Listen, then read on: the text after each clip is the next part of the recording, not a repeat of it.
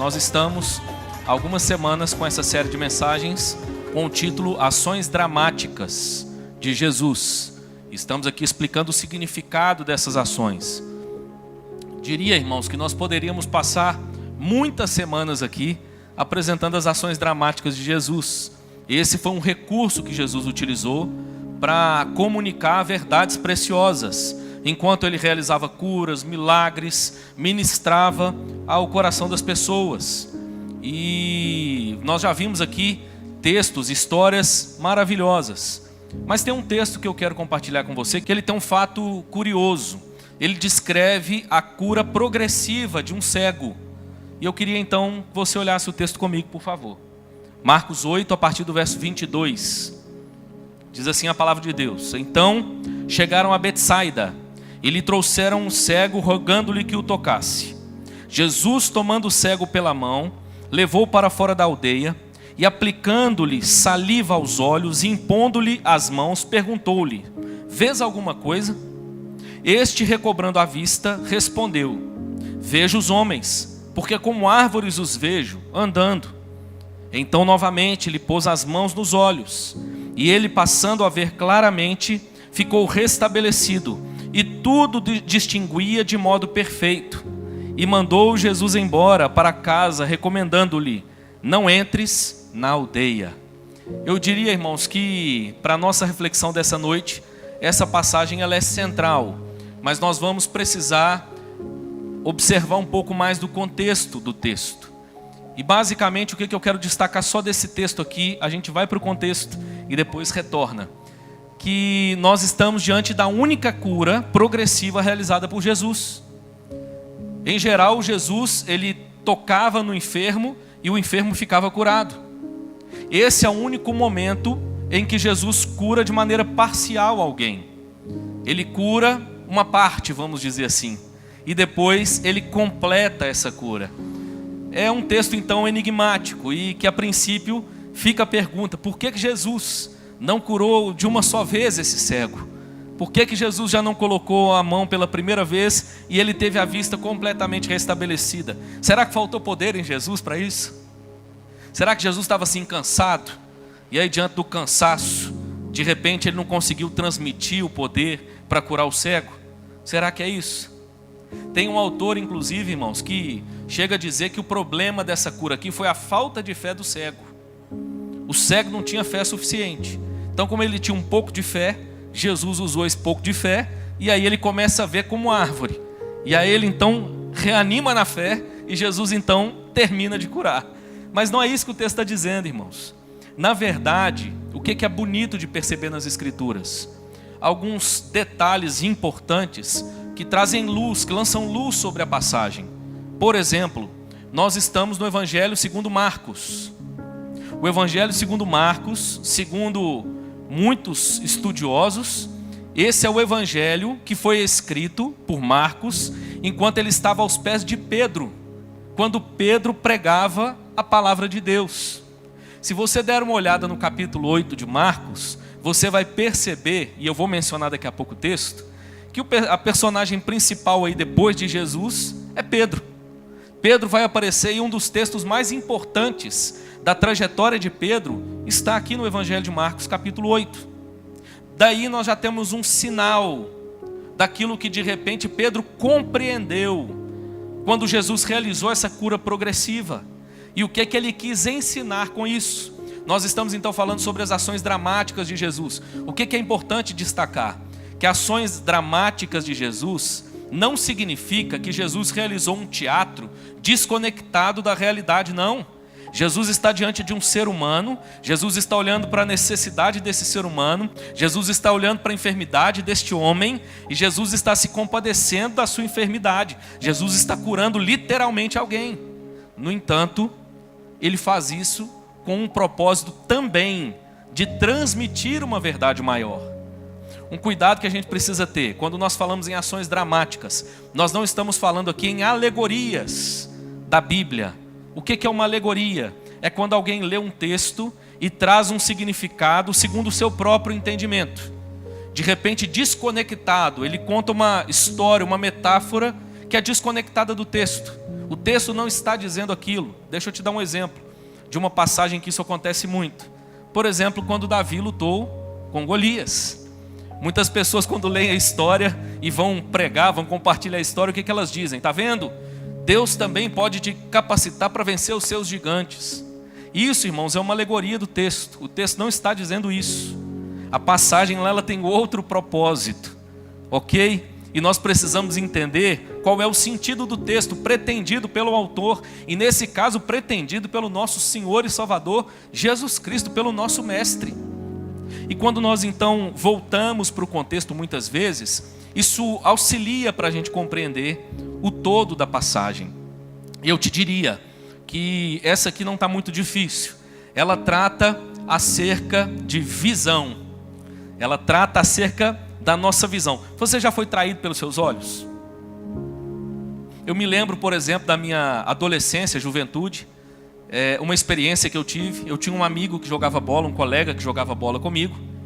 E eu confesso que eu ficava incomodado, porque às vezes eu encontrava com ele na rua e do nada ele não me cumprimentava. No outro dia ele me cumprimentava todo sorridente, jogava bola comigo.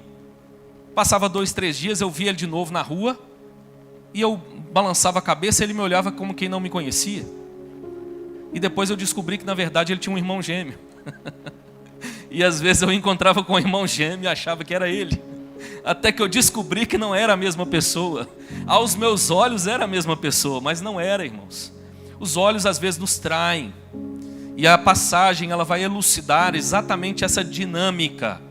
Uma percepção mais ampla que Jesus quer que nós tenhamos acerca de algumas coisas. Para a gente contextualizar então um pouco o que é importante a gente ver na passagem. Talvez seria prudente que a gente voltasse, mas nós não vamos fazê-lo por causa do nosso tempo, até o capítulo 7. Se você der uma olhada no capítulo 8, você vai perceber que há menção do capítulo 7, do verso 31 em diante, no capítulo 8. Daqui a pouquinho eu vou te falar dessa menção. Mas eu queria te convidar então a ir lá para o início do capítulo 8 então, para a gente ganhar um pouco de tempo. Basicamente o que tem no capítulo 7 é que há a cura de um surdo e gago. Jesus realiza uma cura e no meio do capítulo 8, num determinado momento, ele vai virar para os seus discípulos e vai dizer assim: vocês têm olhos e não veem, vocês têm ouvidos e não ouvem, qual é o problema de vocês? E na verdade essas duas curas então têm certa relação com o contexto maior da passagem. No entanto, nós vamos focar hoje nessa segunda cura, essa cura progressiva do cego. Se você der uma olhada no capítulo 8, desde os seus primórdios, algo bonito que a Bíblia vai nos chamar a atenção é acerca da compaixão de Jesus. O capítulo 1, se você ler depois na sua casa, do verso 1 até o verso 10, aí ele vai falar acerca da segunda multiplicação de pães. E a passagem vai descrever que aqui há um contexto diferente da primeira. Jesus multiplicou pães por 2 vezes. No primeiro caso, Jesus atende uma multidão de judeus. Agora Jesus está diante de uma multidão de gentios. Se você der uma olhada lá no capítulo 7, você vai perceber o verso 31, que ele está no território de Decápolis. Era uma região gentia, era um estado dentro do estado naquela época. Havia cultura, havia língua, havia moeda própria, desconectada do restante da nação. Aqui então era um povo gentil. E aqui o que é bonito? Jesus realiza uma multiplicação de pães aos judeus numa clara mensagem, relembrando o maná do Antigo Testamento, que Deus enviava diariamente, e dizendo que na verdade o próprio maná era uma figura do próprio Cristo. Ele é o pão vivo que desceu do céu. Ele é a verdadeira comida que o povo de Deus precisava se alimentar. Mas a beleza, irmãos, é que em toda a Escritura nós vamos descobrir, nós vamos perceber que a graça de Deus, ela não é restrita a um povo. Ela é para todas as nações. E da mesma forma que Cristo, ele realiza um milagre aos judeus, ele realiza o mesmo milagre agora a gentios. O que tem de diferente? Essas pessoas estavam há 3 dias ouvindo Jesus. Eu não consigo escapar. Se você se lembrar do que acontece no capítulo 5 de Marcos, você vai entender a beleza dessa passagem de maneira ainda mais ampla. Capítulo 5 é onde Jesus vai para essa região. Jesus liberta um moço gadareno, esse moço endemoniado que vivia entre sepulcros. É aquela passagem onde os porcos se precipitam desfiladeira abaixo e morrem. Aquela passagem onde Jesus é expulso daquela região. E lá a passagem diz que esse moço então fica profundamente tocado e ele quer seguir a Jesus, mas Jesus diz assim: não, volta para sua casa e vai primeiro testemunhar para os seus. E a Bíblia então diz que ele vai para Decápolis e lá então ele se torna conhecido, ou seja, o testemunho desse moço em Decápolis alcançou muitas pessoas. Quem sabe, irmãos, essa multidão agora do capítulo 8, há 3 dias ouvindo Jesus, não é um reflexo do testemunho desse jovem? Possivelmente. E essa multidão está diante de Jesus, e eu quero tentar ser o mais rápido possível, mas o que a gente vai perceber? Que há uma conexão da passagem, por isso que eu estou mencionando. Jesus realiza aqui mais uma vez uma multiplicação de pães, mas a Bíblia vai então dizer que depois de realizar essa multiplicação de pães, verso 11, os fariseus vão pedir um sinal dos céus. Os fariseus, guarda essa palavra, queriam ver um sinal.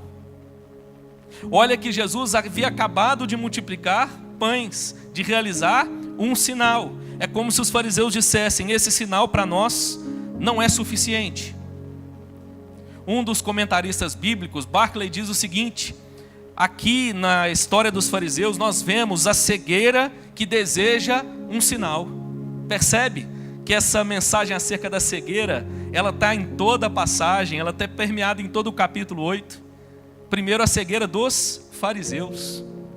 Mas aí então, o verso 13 vai dizer: e deixando-os, tornou a embarcar e foi para o outro lado. Quando chega no verso 14, Jesus está no barco com seus discípulos. E essa passagem aqui, ela é muito importante para a gente entender o contexto, tanto essa anterior quanto a posterior. Eu quero ler com você. Verso 14 diz assim: ora, aconteceu que eles se esqueceram de levar pães, e no barco não tinham consigo senão um só. Preveniu Jesus dizendo: vede, guardai-vos do fermento dos fariseus e do fermento de Herodes. E eles discorriam entre si: é que não temos pão.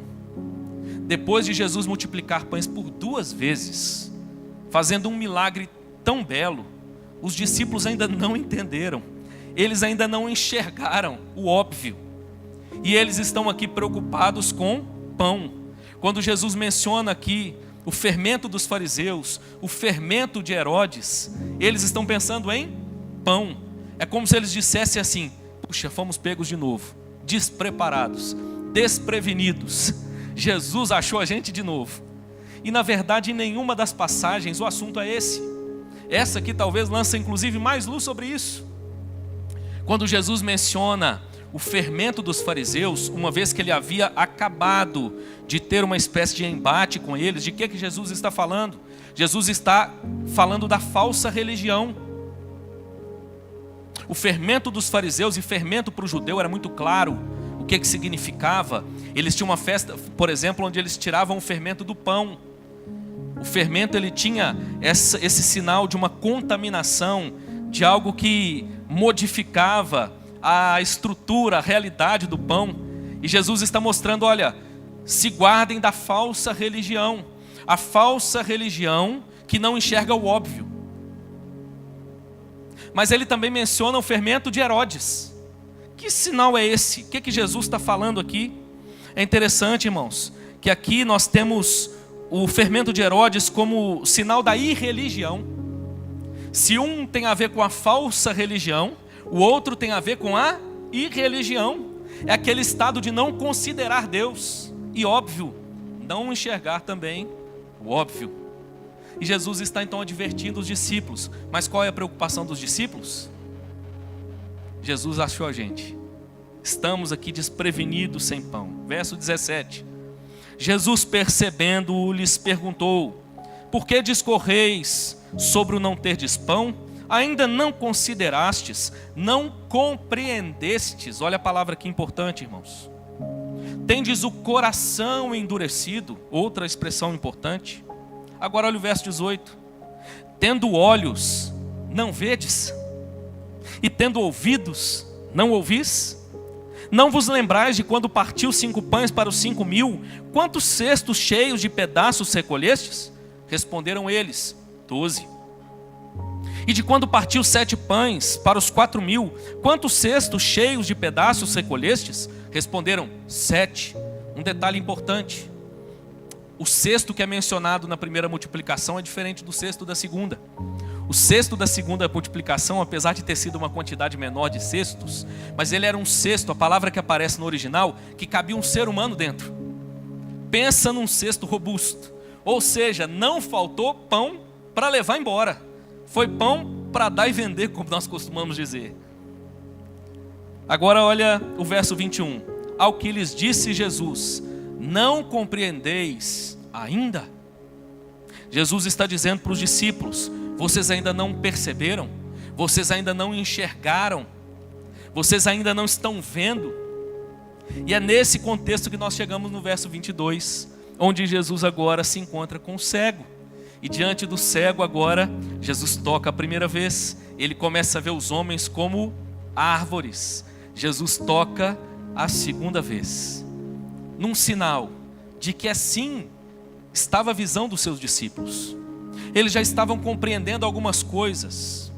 Eles não estavam tão cegos quanto os fariseus, mas eles ainda não haviam compreendido tudo. Quer uma prova disso?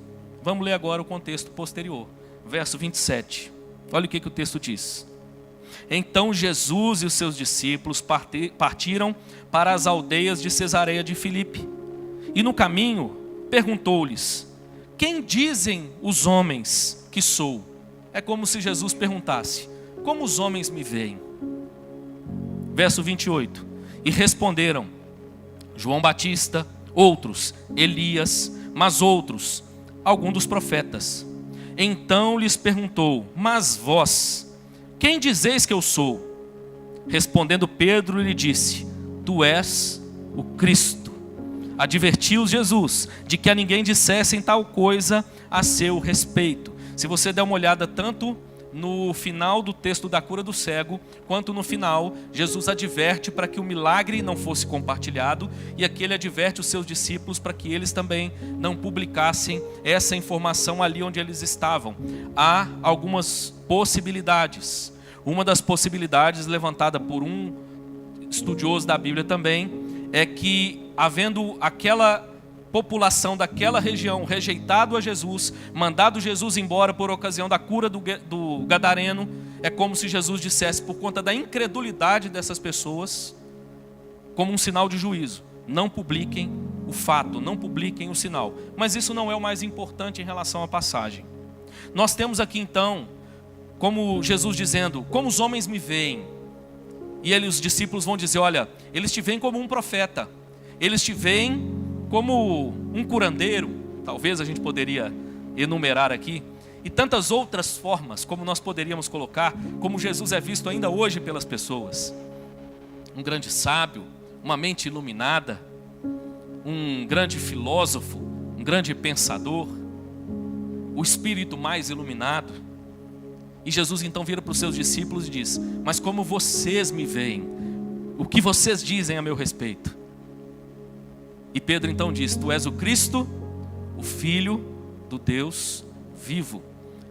No evangelho paralelo, Jesus vai dizer, você é bem-aventurado, Simão, porque não foi carne nem sangue que te revelaram, mas meu Pai que estás nos céus. A palavra revelar tem a ver com desvendar, tornar visível. Olha que interessante, irmãos, está tudo dentro do contexto. Jesus está dizendo, vocês enxergaram algo precioso, algo importante, mas você quer uma prova de que a visão deles ainda não estava plenamente livre, desembaraçada? Vamos terminar de ler o contexto, ou o capítulo 8, verso 31. Então começou ele a ensinar-lhes que era necessário que o Filho do Homem sofresse muitas coisas, fosse rejeitado pelos anciãos, pelos principais sacerdotes e pelos escribas, fosse morto, e que depois de 3 dias ressuscitasse. E isto ele expunha claramente, mas Pedro, chamando-o à parte, começou a reprová-lo. Jesus, porém, voltou-se e fitando, olha só mais uma vez, Jesus olhando os seus discípulos, repreendeu a Pedro e disse: arreda, Satanás, porque não cogitas das coisas de Deus e sim dos homens. Então, convocando a multidão e juntamente os seus discípulos, disse-lhes: se alguém quer vir após mim, a si mesmo se negue, tome a sua cruz e siga-me. Quem quiser, pois, salvar sua vida, perdê-la-á, e quem perder a vida por causa de mim e do evangelho, salvá-la-á. Que aproveita o homem ganhar o mundo inteiro e perder a sua alma? Que daria um homem em troca de sua alma? Porque qualquer que nesta geração adúltera e pecadora se envergonhar de mim e das minhas palavras, também o Filho do Homem se envergonhará dele, quando vier na glória de seu Pai com os seus santos anjos. Nós aqui então, irmãos, pegamos todo esse contexto. Jesus está, ao curar aquele cego de maneira progressiva, está dizendo: é dessa maneira que vocês estão. Vocês, meus discípulos, enxergam parcialmente. A visão de vocês ainda não é totalmente desembaraçada. E ele prova isso quando ele pergunta: quem vocês dizem que eu sou? E eles revelam que eles já enxergavam alguma coisa. De alguma maneira os seus olhos já começaram a ser abertos. E eles dizem: tu és o Cristo, o Filho do Deus vivo. Em outras palavras, o Senhor é aquele Messias que nós esperamos. Aquele Messias que Israel aguarda há tanto tempo. Nós sabemos, nós cremos, o Senhor é esse Messias. O problema é que a maneira como o judeu daquela época, e até hoje, aguardava o Messias, não tinha a ver com o Messias real, que estava diante deles, que não era um Messias político, não era um Messias que traria uma libertação política àquele momento. O seu reino é celestial, claro, com impactos, com efeitos na terra, mas o seu reino é celestial. Ele é de fato o Cristo Messias, mas ele também é o servo sofredor. Era necessário que ele padecesse, era necessário que ele morresse, era necessário que ele fosse traído, era necessário que ele fosse preso, era necessário que ele sofresse, morresse e ressuscitasse. E quando Jesus começa a falar sobre essas coisas, os discípulos se escandalizam. Não, isso nós não admitimos. Esse não é o Messias que nós esperamos. E Jesus então, dessa forma, demonstra a maneira como seus discípulos ainda não enxergavam o todo. Pedro provavelmente entendeu isso, irmãos, claramente. E creio eu que o dedo de Pedro está nesse capítulo aqui, deixando aqui as impressões dessa percepção. Claro, irmãos, Marcos aqui está traduzindo essa verdade. E o que é que nós podemos então tirar aqui título de aplicação para nós nessa noite? Quero, antes mesmo de apresentar as minhas colocações, trazer algo interessante que vi do pastor Hernandes Dias Lopes comentando essa cura do cego. A ação dramática de Jesus na cura desse cego, ela traz para nós algumas lições importantes. Primeira, ele menciona, ele quer mostrar que alguns têm uma visão distorcida. Ou seja, precisamos humildemente nos manter alertas quanto à possibilidade de estarmos equivocados sobre as coisas. Ele está dizendo: olha, cuidado. Pode ser que você ache que está enxergando tudo com muita clareza, mas talvez seus olhos não estejam tão bons assim. Mantenha uma postura humilde diante de Deus. É dessa forma que nós progrediremos em compreender a revelação. É dessa forma que nós progrediremos no conhecimento de Cristo, no conhecimento de Deus. Então, em primeiro lugar, ele quer mostrar que alguns têm uma visão distorcida. E muitas vezes a visão distorcida está naqueles que estão ligados à religião. É o caso dos fariseus. Eram aparentemente quem estava mais perto, mas acabaram se tornando aqueles que estavam mais longe. Porque a postura, a atitude correta diante de Jesus, eles não tiveram. Um coração humilde para aprender. Um coração humilde, reconhecendo que nós somos pecadores. Reconhecendo que o nosso juízo foi prejudicado pelo pecado. Que nós carecemos da graça de Deus para que possamos compreender todas as coisas. Segunda coisa que ele destaca. Ele quer mostrar que precisamos de um segundo toque de Jesus. Aqui ele fala acerca da necessidade de dependência e relacionamento com Jesus. Essa passagem também, nessa ideia progressiva, traz para nós esse senso de que a vida do cristão precisa ser vivida diante de Jesus, em dependência, entendendo que nós carecemos constantemente que Jesus nos toque, para que a gente compreenda algumas coisas acerca da vida. É aquela postura de entender que Deus tem todas as respostas, mas nós não. De reconhecer que diante dos dilemas da vida, diante das provações, muitas vezes a nossa visão pode estar turva, mas estando ali diante de Jesus, nós recebemos a oportunidade de sua graça lavar por completo os nossos olhos, para que a gente discirna a sua vontade. Terceira coisa que ele destaca, ele quer mostrar a necessidade de termos pleno discernimento, ou seja, a ideia de que sua obra em nós é progressiva.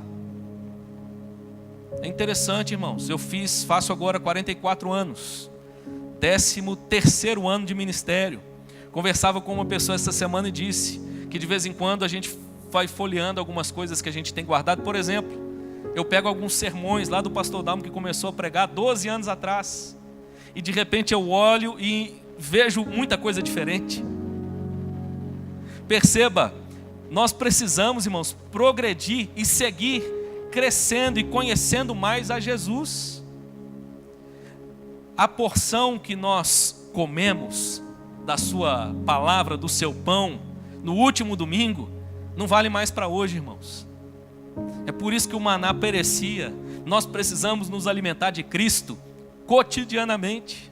Precisamos estar constantemente diante de Cristo, para que possamos prosseguir na compreensão de quem Ele é, na compreensão da sua vontade, na compreensão dos seus propósitos na nossa vida. E eu quero então trazer alguns destaques para você, para a gente terminar. Quero apresentar para você aqui então alguns ensinamentos que eu entendo que são preciosos e que são extraídos dessa passagem. Na minha opinião, o que Jesus quer que nós vejamos à luz das Escrituras quando nós olhamos para essa passagem? A primeira coisa, irmãos, olhando inclusive para o bloco de maneira mais ampla, Jesus Cristo quer que nós vejamos que a falsa religião, bem como a irreligião, não são meios adequados de nos relacionarmos com Deus. Ou seja, tudo aquilo que eu e você podemos produzir em termos de religião é nada.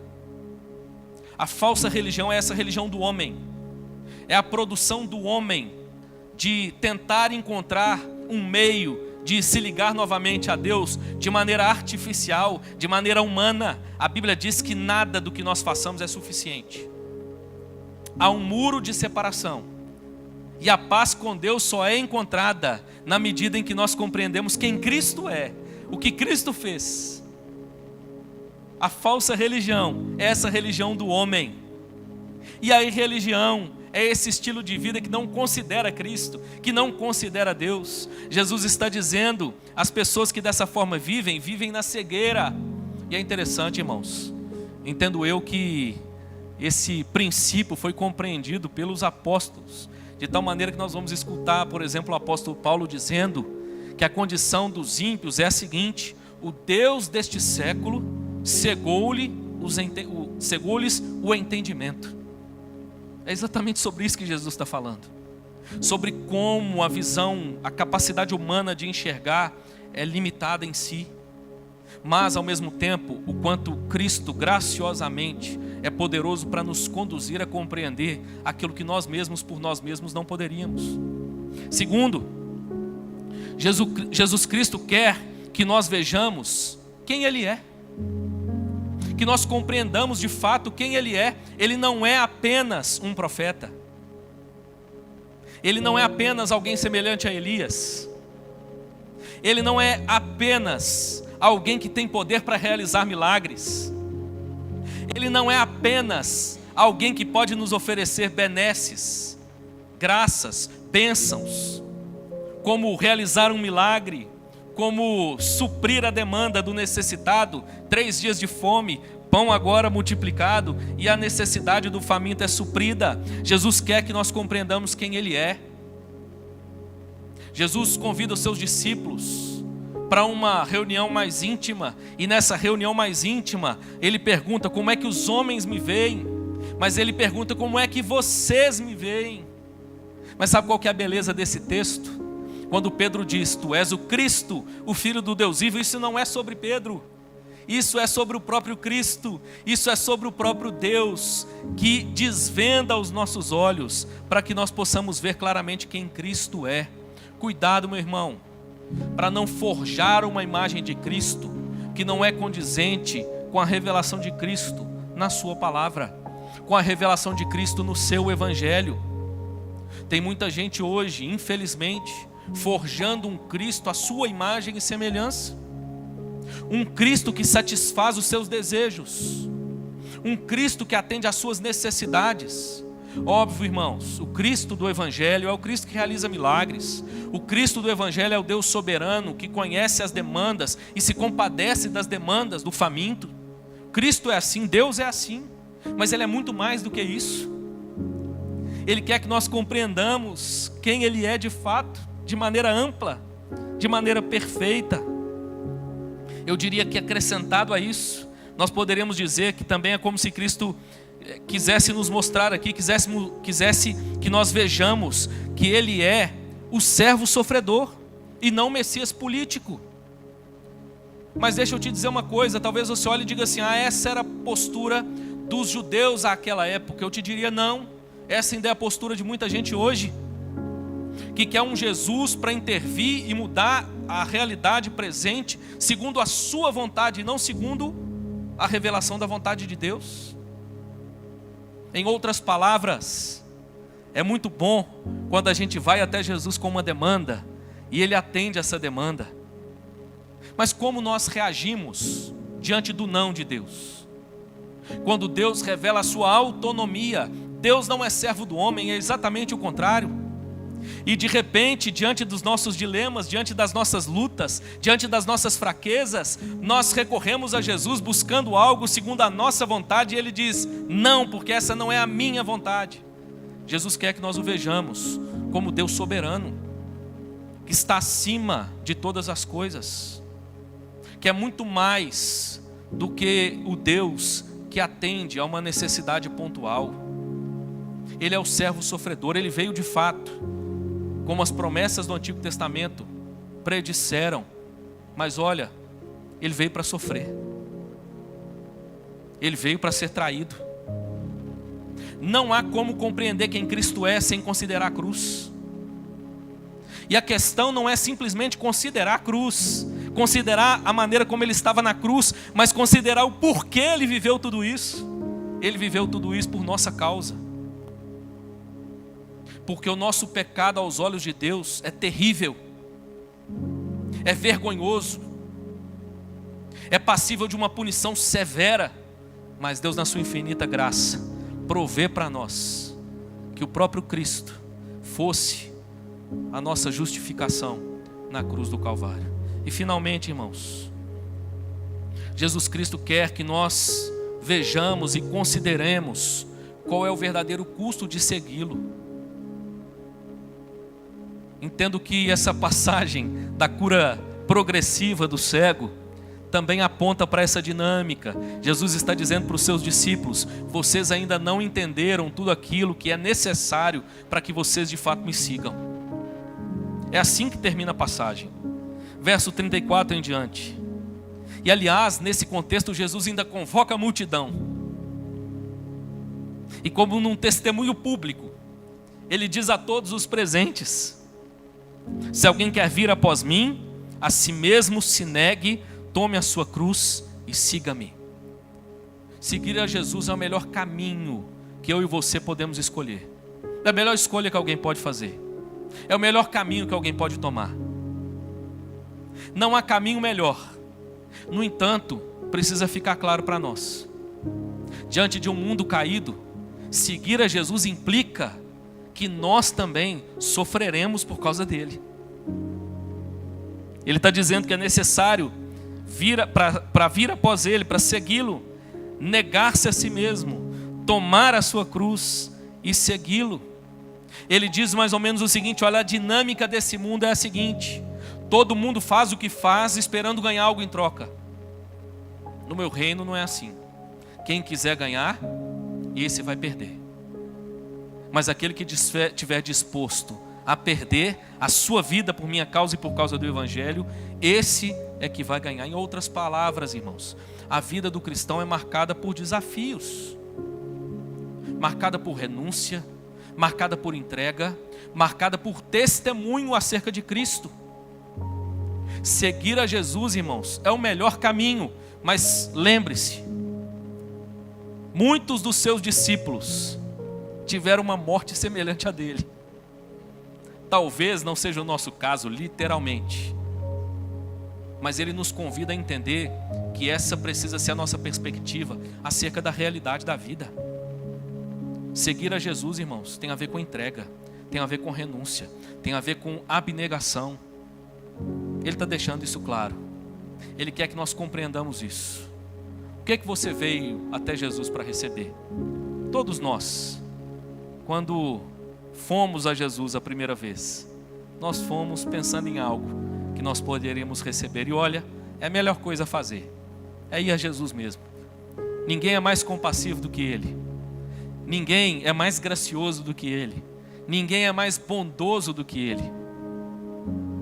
No entanto, Ele quer nos mostrar que o que Ele tem a nos oferecer é muito mais do que aquilo que nós desejamos.